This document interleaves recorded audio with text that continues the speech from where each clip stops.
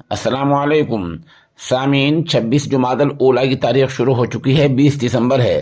خبر کا عنوان ہے پاکستان کے اپنے ہی ملک میں فوجی کارروائی میں 33 دہشت گرد مارے گئے ہیں، اور اس کارروائی کے دوران پاکستانی فوج کے 2 اعلیٰ افسران بھی مارے گئے ہیں۔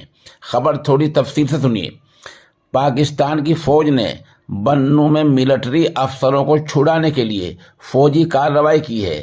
یہ کارروائی خیبر پختونخوا میں واقع بنوں کاؤنٹر ٹیررزم سینٹر CTD میں پاکستانی فوج کے حملے میں 3 دہشت گرد مارے گئے ہیں۔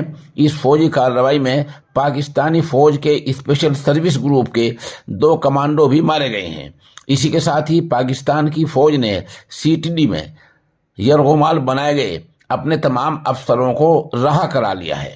پاکستانی فوج کی کارروائی کے بعد یہاں سے دھوئیں کے غبار اٹھتے دکھ رہے ہیں۔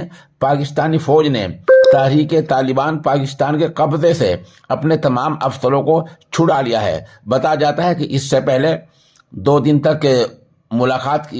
دن تک بات چیت کی گئی، گفتگو کی گئی، اور کوئی نتیجہ نہ نکلنے پر آج پاکستانی فوج نے یہ بڑی کارروائی کی ہے۔ فوج کا دعویٰ یہ ہے کہ جتنے وہاں دہشت گرد موجود تھے 33 کے 33 وہ سب کے سب مارے گئے ہیں۔ بہرحال پاکستانی فوج کو یہ کارروائی اپنے ہی ملک کے لوگوں سے نمٹنے کے لیے کرنی پڑی ہے۔